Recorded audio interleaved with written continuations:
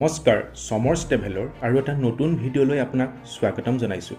আজিৰ যাত্ৰা হয়তো বহুতৰ বাবে এটা ড্ৰিম টুৰ, বিশেষকৈ বাইকাৰসকলৰ বাবে। প্ৰতিজন ব্যক্তি যি প্ৰকৃতিক ভাল পায়, ওখ ওখ পাহাৰ, বৰফৰ দৰে ঠাণ্ডা, গা কঁপাই যোৱা বতাহ, পাহাৰৰ দুৰ্গম পথৰ আমেজ আৰু এক অদ্ভুত ভূদৃশ্যৰ কল্পনা কৰে, সেইসকলৰ বাবে এইটো ভিডিঅ' আটাইতকৈ গুৰুত্বপূৰ্ণ হ'ব পাৰে। কথা এষাৰ আছে নহয় যে গন্তব্য স্থানতকৈ সেই যাত্ৰা অধিক ধুনীয়া। এই বাক্যশাৰী লেহ লাডাখৰ মায়াবী ভূমিৰ যাত্ৰাৰ বাবে ক'লে হয়তো ভুল নহ'ব। আজি আমাৰ যাত্ৰা আৰম্ভ হ'ব দিল্লীৰ পৰা প্ৰায় 940 কিলোমিটাৰ দূৰত্বত থকা লেহলৈ। এই যাত্ৰাত আপুনি বাৰালাচালা, নাকিলা, লাচুংলা, টাংলাংলা আদি হাই মাউণ্টেইন পাছ পাৰ কৰি যাব লাগিব, যাৰ বিষয়ে ভিডিঅ'টোত আগলৈ জানিম। সেয়েহে লেহ লাডাখৰ মায়াবী ভূদৃশ্যৰ যাত্ৰা ঘৰতে বহি উপভোগ কৰিবলৈ ভিডিঅ'টো শেষলৈকে চাব আৰু ভিডিঅ'টো লাইক, শ্বেয়াৰ, চেনেলটো ছাবস্ক্ৰাইব কৰিবলৈ নাপাহৰিব। কিন্তু দিল্লীৰ পৰা লেহ আহিবৰ কাৰণে আপুনি কাৰ ৰেণ্ট কৰি, বাইকেৰে বা ফ্লাইটৰ সহায়েৰেও আহিব পাৰে। কিন্তু আজি আমাৰ যাত্ৰা হ'ব দিল্লীৰ পৰা হিমাচল ৰোডৱেজ ট্ৰেন্সপৰ্ট কৰ্পোৰেশ্যন বা HRT বাছৰ দ্বাৰা, যাৰ বাবে সময় কিমান লাগিব, বাছ ক'ৰ পৰা পাব, ফেয়াৰ কিমান বা যাত্ৰাত কেনেধৰণৰ সা সুবিধা আছে, সকলোবোৰ ভিডিঅ'টোত আগলৈ জানিবলৈ পাব। বাছৰ কাৰণে আপুনি আহিব লাগিব দিল্লী কাশ্মীৰ গেটৰ ISBT লৈ। ইয়াৰ পৰাই ডেইলি দুপৰীয়া 12:15 এখনেই ডাইৰেক্ট লেহৰ বাবে বাছৰ সুবিধা আছে। বাছখনৰ কথা যদি কওঁ, এখন সাধাৰণ নন AC HRTC বাছ আৰু ফেয়াৰ লয় প্ৰায় 1660 টকা। এই দিল্লীৰ পৰা লেহৰ বাছৰ যাত্ৰাটো হয়তো বহুতৰ কাৰণে অলপ ভাগৰুৱা বা কষ্টকৰ হ'ব পাৰে, কাৰণ আপুনি হাই মাউণ্টেইন পাছ বা হাই অল্টিটিউডত যাত্ৰা কৰিব লাগিব আৰু এনেবোৰ অঞ্চলত অক্সিজেনৰ অভাৱৰ কাৰণে উশাহ লোৱাত হয়তো অলপ কষ্টকৰ হ'ব পাৰে। আৰু এই সম্পূৰ্ণ যাত্ৰাত সময় লাগে প্ৰায় 32 ঘণ্টা। আৰু এটা কথা মনত ৰাখিব যে এই বাছৰ সেৱা বছৰেকত মাত্ৰ 6 মাহৰ কাৰণেহে উপলব্ধ। নৱেম্বৰ মাহৰ পাছত লেহৰ যাত্ৰা পথত বহুত বেছি বৰফ পৰাৰ কাৰণে ৰোড জাৰ্ণি সম্ভৱ নহয়। এবাৰ বাছৰ যাত্ৰা আৰম্ভ হোৱাৰ পাছত নেশ্যনেল হাইৱে 44 হৈ 155 কিলোমিটাৰ আহি কুৰুক্ষেত্ৰৰ পিপলিত বাছৰ যাত্ৰীসকলৰ বাবে লাঞ্চৰ কাৰণে ৰখোৱা হয়। আকৌ পুনৰ যাত্ৰা আৰম্ভ কৰি দিল্লী ISBTৰ পৰা 255 কিলোমিটাৰ অতিক্ৰম কৰি আপুনি পাবহি চণ্ডীগড়। চণ্ডীগড়ৰ পৰা প্ৰায় 240 কিলোমিটাৰ আৰু কাশ্মীৰী গেট ISBTৰ পৰা প্ৰায় 495 কিলোমিটাৰ অতিক্ৰম কৰি ৰাতি ঠিক 1:30 বজাত আপুনি পাবহি হিমাচল প্ৰদেশৰ এবিধ প্ৰমুখ হিল ষ্টেচন কুল্লু। কুল্লু নোপোৱাৰ ঠিক অলপ আগৰ পৰাই হয়তো আপুনি বতৰৰ সলনি হোৱাৰ অনুভৱ কৰিব পাৰে আৰু আপোনাৰ ঠাণ্ডাও অনুভৱ হ'ব পাৰে। কুল্লুৰ পৰা প্ৰায় 40 কিলোমিটাৰ যাত্ৰা কৰি 3টামান বজাত আপুনি পাবহি সকলোৰে প্ৰিয় হিল ষ্টেচন মানালী। আৰু মানালীৰ পৰাই লেহৰ যাত্ৰাৰ আচল মজা আৰম্ভ হয়। ইয়াৰ পৰা লেহৰ দূৰত্ব এতিয়াও প্ৰায় 460 কিলোমিটাৰ বাকী আছে। মানালীৰ পৰা প্ৰায় 24 কিলোমিটাৰ অতিক্ৰম কৰি আপুনি পাবহি অটল টানেল। আৰু ই হৈছে বিশ্বৰ ভিতৰতে 10 ফুট ওপৰত থকা আটাইতকৈ ওখ ঘাইপথৰ সুৰংগ, যাৰ দৈৰ্ঘ্যতা হৈছে 9.02 কিলোমিটাৰ। মানালীৰ পৰা প্ৰায় 135 কিলোমিটাৰ অতিক্ৰম কৰি ৰাতিপুৱা প্ৰায় 5মান বজাত আপুনি পাবহি কেলং। আজিৰ পৰা প্ৰায় এবছৰ আগত যদি আপুনি দিল্লীৰ পৰা লেহ আহিল হয়, তেন্তে কেলঙতে নাইট ষ্টে কৰি নেক্সট ডে 360 কিলোমিটাৰ দূৰত্বত থকা লেহলৈ যাব লাগিল হয়। কিন্তু এতিয়া নাইট ষ্টে কৰাৰ কাৰণে বাছ নৰয়। প্ৰায় 30 মিনিট কেলং বাছ ষ্টেণ্ডত অপেক্ষা কৰাৰ পাছত বাছৰ যাত্ৰা আকৌ আৰম্ভ কৰি প্ৰায় 25 কিলোমিটাৰ দূৰত্বত থকা এখন সুন্দৰ গাঁও জিস্পা আহি পাবহি, যি ফেমাছ ৰিভাৰ ছাইড কেম্পিঙৰ কাৰণে।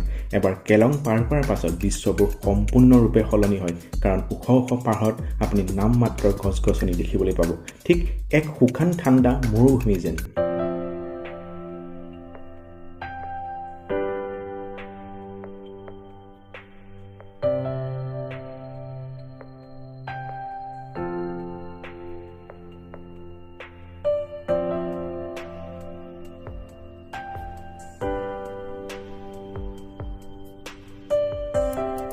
জিস্পাৰ পৰা 6 কিলোমিটাৰ আহি আপুনি পাবহি ডাৰ্চা, য'ত এখন চেকপোষ্ট আছে। ইয়াতে বাছৰ যাত্ৰীসকলৰ নাম আদি নোট কৰা হয়। বাছৰ এই সুন্দৰ লগতে ভাগৰুৱা যাত্ৰা প্ৰায় 17 ঘণ্টাৰো অধিক হ'ল, যদিও মনোমোহা ভূদৃশ্যবোৰে হয়তো আপোনাৰ উৎসাহ এতিয়াও কমিবলৈ নিদিব। মই ভিডিঅ'ৰ আৰম্ভণিতে কোৱাৰ দৰে গন্তব্য স্থানতকৈ সেই যাত্ৰা অধিক ধুনীয়া, নহয়নে? ডাৰ্চা পাৰ কৰাৰ পাছত পাহাৰৰ মনোমোহা দৃশ্যৰ মাজত আপুনি দেখিবলৈ পাব দীপকতাল, সুৰজতাল, পাহাৰীয়া অকোৱা পকোৱা ৰাস্তা, দূৰ পাহাৰৰ ওপৰত বৰফৰ চাদৰ আৰু হাড় কঁপোৱা ঠাণ্ডাৰ মাজেৰে যাত্ৰা কৰি প্ৰায় 7:30 মান বজাত আহি পাবহি দাৰচাৰ পৰা প্ৰায় 45 কিলোমিটাৰ দূৰত্বত থকা যাত্ৰাৰ প্ৰথমটো হাই মাউণ্টেইন পাছ বাৰালাচালা, যি অৱস্থিত 4,850 মিটাৰ উচ্চতাত। প্ৰায় বাৰালাচালাৰ পৰা 1 ঘণ্টামান যাত্ৰা কৰাৰ পাছত বাছে ভৰতপুৰ নামৰ ঠাই এখনত ব্ৰেকফাষ্টৰ কাৰণে ৰখায়। তাৰ পিছত যাত্ৰা আগবাঢ়ে চৰ্চু দিশে। যিসকল লোক বাইক বা কাৰ লৈ লেহৰ যাত্ৰা কৰে সেইসকলৰ বহুতৰ বাবে চৰ্চুত থকা টেণ্টত নিশা কটাবলৈ সুবিধা আছে। যদি আপুনি ব্যক্তিগত বাহন লৈ লেহৰ যাত্ৰা কৰিছে তেন্তে চৰ্চু বা ভৰতপুৰতো নিশা কটাব পাৰে। চৰ্চু পাৰ কৰিয়ে আপুনি প্ৰৱেশ কৰিব লাডাখ অঞ্চলত। এবাৰ লাডাখ সোমোৱাৰ লগতে চাৰিওফালে পৰিৱেশে আপোনাৰ মন মোহি ল'ব। চৰ্চুৰ পৰা প্ৰায় 25 কিলোমিটাৰমান আহি আপুনি প্ৰৱেশ কৰিব গাটালোপ, যি লে যাত্ৰাৰ সকলোতকৈ চেলেঞ্জিং পইণ্ট। গাটালোপ হৈছে এক ধৰণৰ অকোৱা পকোৱা পথ যাৰ দৈৰ্ঘ্যতা প্ৰায় 10 কিলোমিটাৰ। এই পথ হয়তো প্ৰথমবাৰ লেহলৈ অহা গাড়ী চালকৰ বাবে বহুত কষ্টকৰ হ'ব পাৰে। চৰ্চুৰ পৰা প্ৰায় 44 কিলোমিটাৰ অতিক্ৰম কৰি দুপৰীয়া 11 মান বজাত আপুনি পাবহি এই যাত্ৰাৰ আৰু এক হাই মাউণ্টেইন পাছ নকিলা, যি অৱস্থিত আছে 15,547 ফুট বা 4,738 মিটাৰ উচ্চতাত। আৰু প্ৰায় 12 কিলোমিটাৰ আগুৱাই ঠিক 12:30 মান বজাত আপুনি পাবহি লাচুংলা পাছ, যি অৱস্থিত আছে 16,616 ফিট উচ্চতাত। লাচুংলা পাছৰ পৰা প্ৰায় 33 কিলোমিটাৰ আহি পাবহি আপুনি লাডাখ যাত্ৰাৰ আৰু এক বহুত চৰ্চিত স্থান মৌৰে প্লেন, যাৰ মনোমোহা দৃশ্য আপোনাৰ স্ক্ৰীণত দেখিবলৈ পাইছে।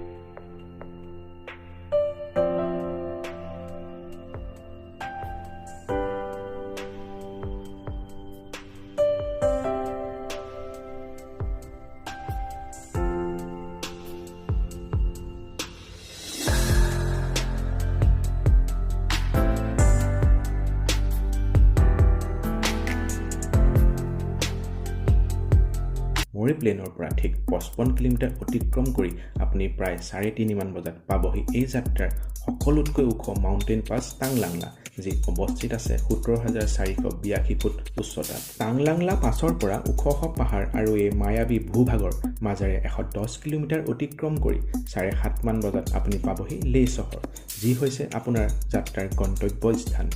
দিল্লীৰ পৰা লেহৰ এই যাত্ৰা প্ৰায় 31 ঘণ্টাৰো অধিক হ'ল। ভাগৰ, টোপনি আদিতকৈও এই যাত্ৰাত অনুভৱ কৰা মুহূৰ্তবোৰ বহুত বেছি গুৰুত্বপূৰ্ণ। আশা কৰোঁ ভিডিঅ'টো যদি চাই ভাল পালে তেন্তে লাইক, শ্বেয়াৰ আৰু চেনেলটো ছাবস্ক্ৰাইব কৰিবলৈ নাপাহৰিব। আৰু এটা নতুন ভিডিঅ'ত লগ পোৱাৰ আশাৰে আজিলৈ বিদায়। ধন্যবাদ।